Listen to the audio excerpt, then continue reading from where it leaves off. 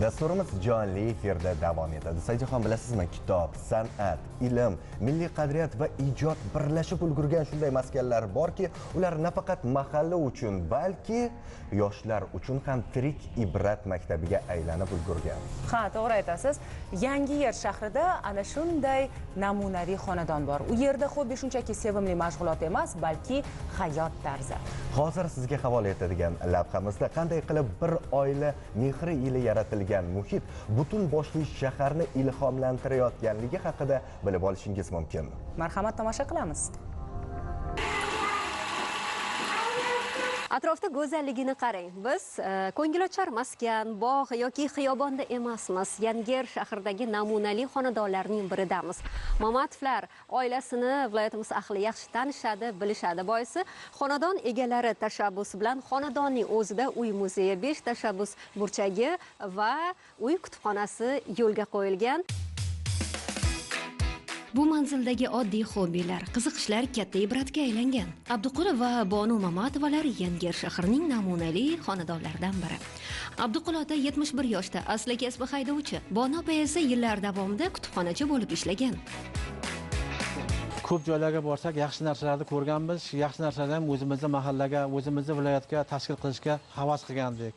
Ayniqsa Andijonga borganimizda muzeyni, Bobur muzeyini ko'rib kelgandan keyin menga katta ilhom paydo bo'lgandi. Shundan keyin muzey ochishga harakat qildim. Xonadonda 10 yaqin xonalar mavjud va mana shunday imkoniyatlar 5 tashabbus burchagi uy muzeylari uchun esa 5 ta xona ajratilgan ekan. Bunaqasi bo'lmagan. 5 tashabbus yarashni joriy qildik xonadonimizga. Tashkil qildik. Mahallamizda ham bolalarimiz shahar kelib, hayvonot olamini ko'rib, bog'larimizni ko'rib, gullarimizni ko'rib havas bilan ketishyapti. Bugun bu xonadon Yangiyerning namunali xonadoni sifatida tilga olinadi. Hovliga kirgan zahotiyoq ko'zingizga o'ziga xos muhit tashlanadi. Qushlar, gullar, rang-barang naqshlar, milliy buyumlar va rasmlar barchasi uy egalarining ijodkorligidan dalolat beradi.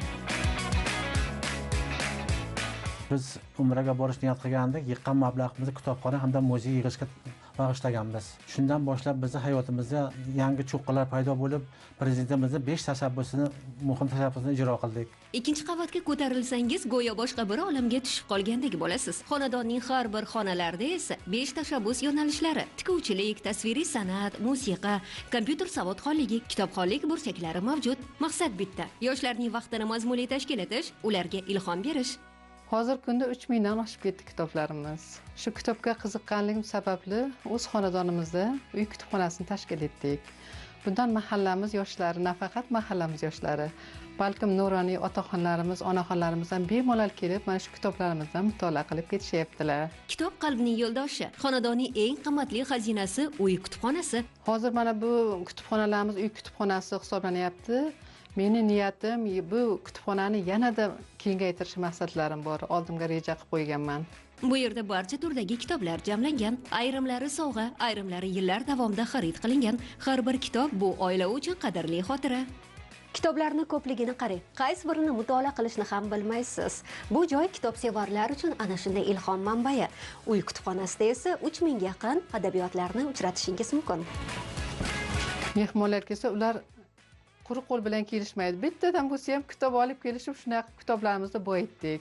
Men o'zim juda ham kitoblarga qiziqaman, ayniqsa she'riyatlarga qiziqaman. Jamiyatda albatta faol bo'lsangiz, davlat tomonidan e'tirof etilar ekan. Men mana shunday e'tiroflarga loyiq deb topildim. Mo'tabar ayol ko'krak nishoni, ma'naviyat fidoyisi ko'krak nishoni, ibratli oila ko'krak nishoni bilan taqdirlandim. Mana shu hamma yutuqlarga erishganligimning sababi mana shu kitob bo'ldi.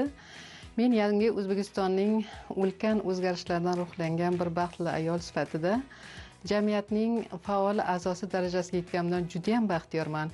Yana bir mo'jazgina xona uy muzeyi. Hajman kichik, ammo ma'nan juda ulkan. Bu manzildagi har bir eksponat moziydan so'zlaydi. Muzeyimizda asosan 17-asrdan boshlab ko'zalar, xumlar, qumg'onlar, eski ota-bobolardan qolgan o'tik, qulflar, 600 ga yaqin eksponatlar yiqqanmiz. Ularning yarmini ko'pi bizga sovg'a qilishgan, ham eskidan qolgan bobolarimiz, qarindosh urug'larimiz hamda hamkasblarimiz. Yig'ilgan nafaqa pullarimni faqat muzeyga hamda kitoblarga bag'ishlaganman. Hozir bizni jamg'arganimizda 3000 dan oshiq kitob yig'ildi, 600 dan oshiq muzey eksponatlari yig'ildi.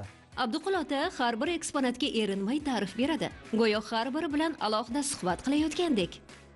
17-asrda qolgan ko'za bo'lib bizga Tojikistondan yaqin do'stlarimiz sovg'a qilishgan, xizmatdor do'stlarimiz. Bu butun hali mustahkam yaroqli. Undan boshqa mana bu yana 17-asrga kerak bo'lgan ko'zalarimiz, chig'iriqlarimiz, boshqa hamma namoyandalarimiz turibdi bizda. Bu uyda kitob, san'at va tarix birlashgan. Abduqul va Bonu Mamatovalar yaratgan bu muhit haqiqiy ibrat maktabi. Butun boshli hovlini milliy qadriyatlarimiz bilan bezatishni o'zi bo'lmaydi. Buning uchun katta sabr, mehnat talab etiladi. Kecha oddiy mashg'ulot bo'lgan bu qiziqishlar bugun yoshlarga ibrat, mahalla uchun ma'naviy maskanga aylangan. Bu xonadonda hobbi shunchaki mashg'ulot emas, balki hayot tarzi.